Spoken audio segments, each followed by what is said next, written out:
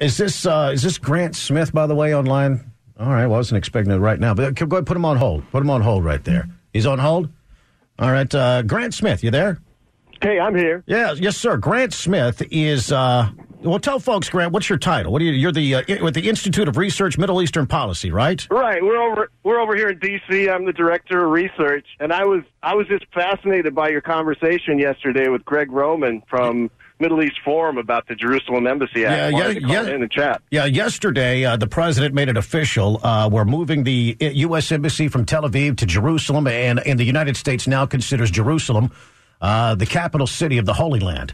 Exactly. And exactly. we had Gregg Roman on yesterday, very supportive of this move. And what are your thoughts? You're kind of on the other side, right? I'm on the other side. I'm kind of thinking the same thing you guys were when you said that it was, quote, strange that a president would pick the capital of another place.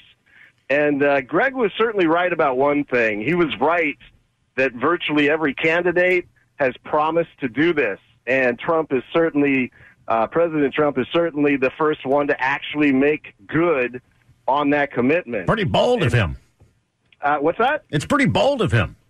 It's pretty brave, yeah. It's certainly it's called It's called honesty and integrity. I mean, it was honesty, integrity, right? I mean, well, here's the problem, and this is something that I think everyone should know about. The U.S. previously committed to the United Nations with a bunch of other countries in Resolution 478 that it was not the U.S. position or anyone else's that Jerusalem would be a complete and united capital. And in fact, according to another resolution also supported by us, we weren't supposed to recognize Israel's capture of East Jerusalem in the 1967 war.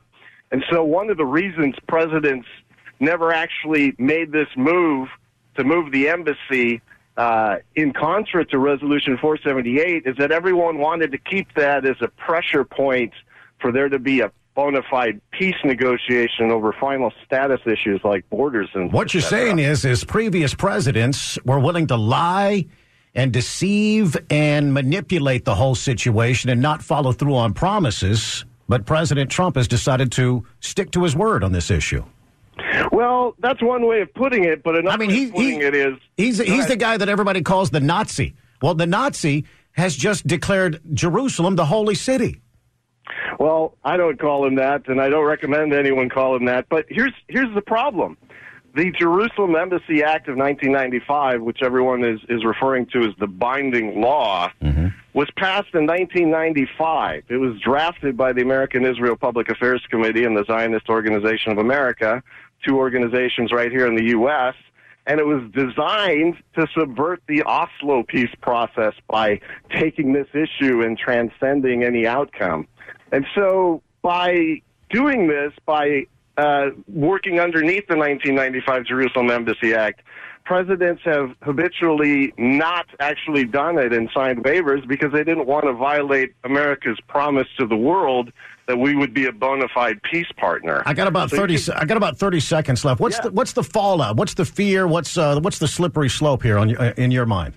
Well, the slippery slope is that the U.S. is then coerced into recognizing captured territories. It's coerced into recognizing all of Jerusalem as Israel's, and that we take all of these potential factors for leverage off the table and never get to any sort of real peace negotiations. Gotcha. That would be the fear.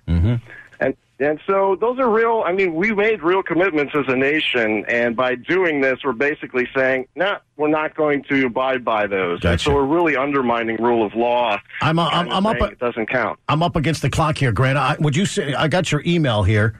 Maybe we can have the conversation again in a few weeks just to see how this all unfolds. I do appreciate you calling in, Grant Smith there. The Todd and Don Show.